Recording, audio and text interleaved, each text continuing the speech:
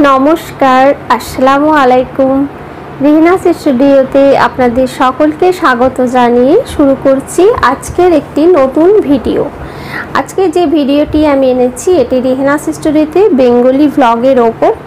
তো এখানে আমি একটা ইতিহাসের কথা বলছি, আপনাদের সাথে কিছু ইতিহাসের কথা শেয়ার করে নিচ্ছি। ও তার আগে বলি, আপনাদের সকলকে শুভ নববর্ষের অনেক অনেক প্রীতি ও শুভেচ্ছা। সকলে ভালো কাটুক এই বছর, এই কামনা করি ওপরওয়ালার কাছে।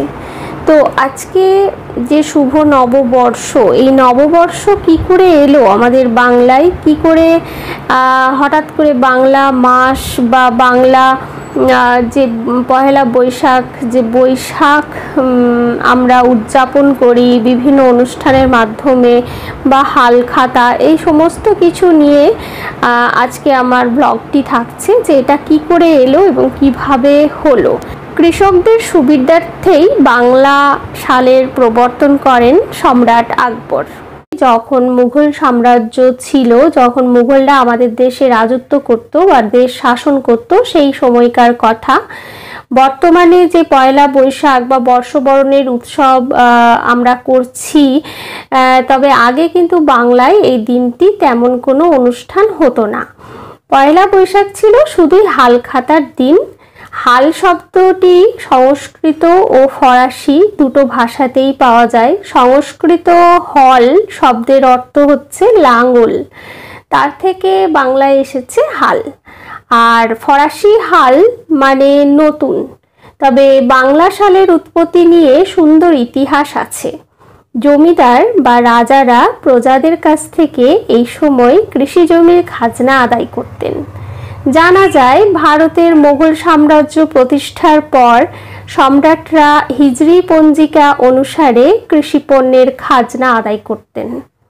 হিজরি সন গণনা করা হতো চাঁদের হিসাবে, আর চাষবাস নির্ভর করত সৌর বছরের ওপর। এতে কি হতো না, অসময়ে কৃষকদের খাজনা দিতে হতো। তো সেই কারণে সম্রাট আকবর বাংলা সনের প্রবর্তন করেন। প্রথমে এই সনের নাম ছিল ফসলি সন। যেহেতু ফসল তারা খাজনা হিসাবে সম্রাটদের বা বাংলার নবাবকে দিতেন, সেই জন্য এটাকে ফসলি সন বলা হতো। পরে বঙ্গাব্দ বা বাংলা বর্ষ নামে পরিচিত হয়।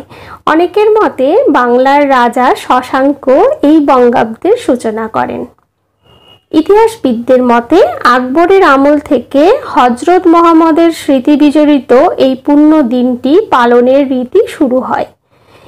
এই দিনেই হযরত মুহাম্মদ কুরাইশদের অত্যাচারে জন্মভূমি মক্কা ত্যাগ করে মদিনায় গিয়ে আশ্রয় নেন। এই ঘটনা আরবি ভাষায় হিজরত নামে পরিচিত।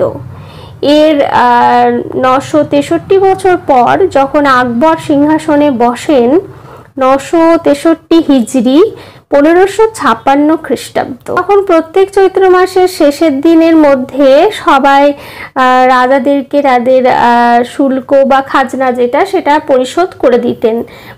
বাংলার নবাব মুর্শিদ কুলি খাঁ জমিদারদের ওপর নবাবী কর্তৃত্ব রাখার জন্য বৈশাখে পুণ্যহ প্রথা চালু করেন। সেই সময় জমিদাররা নৌকা পালকিতে করে এবং কোনো সময় ঘোড়ার পিঠে বিভিন্নভাবে তারা মুর্শিদাবাদে আসতেন এবং বাংলার নবাব মুর্শিদ কুলি খাঁকে তাদের খাজনা দিতেন। নবাবের দরবারে খাজনা জমা দেওয়ার পর তারপর সেখানে পদমর্যাদা অনুসারে পাগড়ি, পোশাক, কোমরবন্ধ দান করতেন নবাব।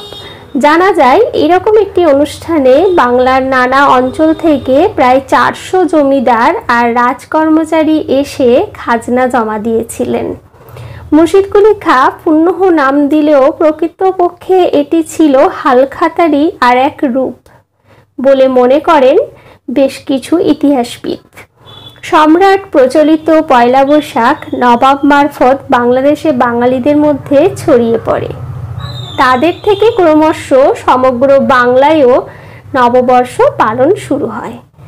ইতিহাসবিদ রামপ্রসাদ ভাস্কর বলেন, হিজরি থেকে উৎসারিত হয়েছে বাংলা সাল। হিজরি সনের গণনা করা হতো চাঁদের হিসাবে।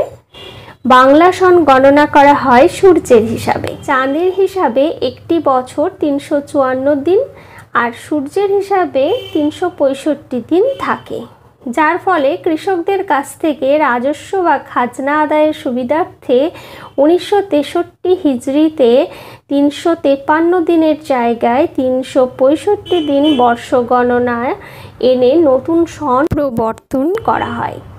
এটাই বাংলা সাল।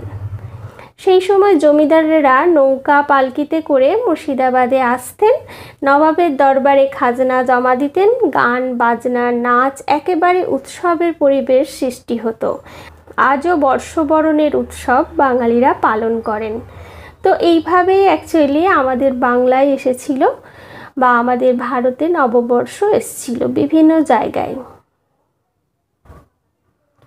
তো এটাই হলো সেই ইতিহাস যেটা আজকে আমি আমার বেঙ্গলি ভ্লগে ইতিহাসের পাতা থেকে একটা আর্টিকেল আপনাদের সাথে শেয়ার করলাম। আশা করি আপনাদের ভালো লেগেছে আমার আজকের ভ্লগ।